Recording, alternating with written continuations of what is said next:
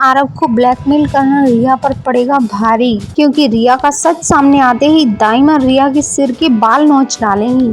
जी हाँ दोस्तों, आप सभी के फेवरेट सीरियल पति ब्रह्मचारी में आ चुका है एक नया ट्विस्ट, जहां एक तरफ रिया की काली करतूत का पता चल चुका है कि किस तरह से रिया ने आरव को अपनी अश्लील तस्वीर दिखाकर उसे ब्लैकमेल किया और उसे जबरदस्ती शादी करने के लिए मजबूर किया और उसके भाई और भाभी को भी अपने घर पर बुलवाया। और आरव जैसे ही वह अश्लील तस्वीरें देखता है तो आरव को यह यकीन हो जाता है, उसे लगने लगता है कि यह सच में ऐसा हुआ है और यह सच्ची तस्वीर है, लेकिन ऐसा कुछ भी नहीं होता है। दरअसल दोस्तों, बहुत ही चालाकी से वह तस्वीरें एआई की मदद से बनवा लेती है और आरव को ब्लैकमेल करने लगती है, क्योंकि वह हमेशा से नहीं चाहती है कि काव्या आरव से प्यार करे और वह उसके साथ शादी करे। और जैसे ही रिया को यह बात पता चलती है कि भैया अब आरव और काव्या की शादी कराने वाले हैं, तो वह कुछ ऐसा प्लान करती है जिससे कि आरव अपनी बात दूसरे दिन ही बदल देता है और कहता है कि अब मैं रिया से प्यार करता हूँ। लेकिन दोस्तों, ईशा यह बात मानने के लिए तैयार नहीं होती है और वह जान जाती है कि आरव की आंखों में जो प्यार काव्या के लिए नजर आया था वह प्यार रिया के लिए नहीं है। और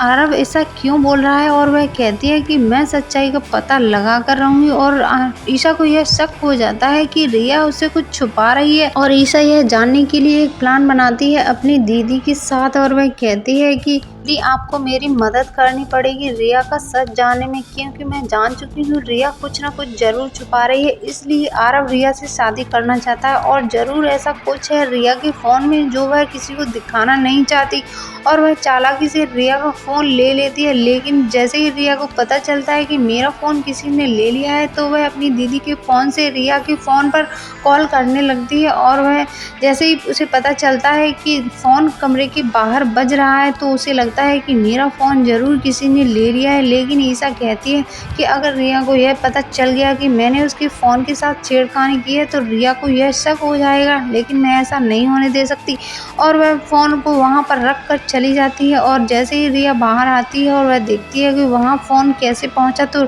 एकदम रिया शॉक्ड हो जाती है और अपनी दीदी से कहती है कि दीदी मैंने तो अपना फोन अंदर रखा था, तो फिर यह फोन बाहर कैसे आया। दोस्तों, यहाँ पर ईशा का प्लान यह फेल हो जाता है और ईशा अपने प्लान में फेल हो जाती है, क्योंकि वह लास्ट नंबर को नहीं देख पाती है, उसके पासवर्ड नंबर को, जिसकी वजह से उसके फ़ोन का पासवर्ड नहीं खुल पाता है। लेकिन यहाँ पर ईशा फिर से एक नई प्लान में लग जाएगी और ईशा बहुत जल्द रिया और आरव का सच सभी घर वालों के सामने और सूरज के सामने लेकर आएगी, क्योंकि उसे लगता है कि जरूर रिया झूठ बोल रही है ताकि वह आरव के साथ शादी करके उसके सपनों को पूरा कर सके, और वह ऐसा नहीं चाहती है। लेकिन यहाँ पर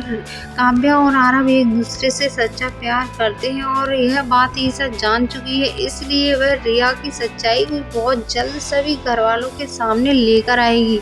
दोस्तों, यहाँ पर सूरज भी बहुत कंफ्यूज होता है, क्योंकि उसे लगता है कि कहीं आरव कहता है कि वह काव्या से प्यार करता है तो दूसरे ही पल वह कहता है कि वह रिया से प्यार करता है, और वह समझ नहीं पाता है और उसे लगता है कि जरूर आरव कुछ न कुछ छुपा रहा है। लेकिन वह सोचता है आखिर आरव ऐसा कुछ छुपा रहा है तो उसने अपनी दीदी ईशा को यह बात क्यों नहीं बताई, और वह बहुत ही टेंशन में आ जाता है। दोस्तों, जैसे ही आदित्य अपना इंटरव्यू देकर ईशा के लिए मिठाई लेकर आता है, क्योंकि उसका इंटरव्यू अच्छा गया होता है इसलिए वह ईशा के लिए मिठाई खिलाने के लिए लेकर आता है। और सूरज जैसे ही देखता है कि वह ईशा को मिठाई खिलाने वाला होता है, सूरज के अंदर एक जलन होने लगती है और वह कहता है कि ईशा यह सब मुझे बिल्कुल भी पसंद नहीं है और तुम जितना जल्दी हो सके आदित्य को समझा दो। लेकिन ईशा कहती है कि आदित्य मेरा दोस्त है, और आदित्य भी कहता है कि सूरज तुम ईशा को छोड़ सकते हो, लेकिन मैं ईशा को नहीं छोड़ सकता क्योंकि मैं उसका दोस्त हूँ। और इतना कहकर वहाँ से ईशा और आदित्य चले जाते हैं। तो दोस्तों, आप सभी को क्या लगता है कि ईशा अब जल्द से जल्दी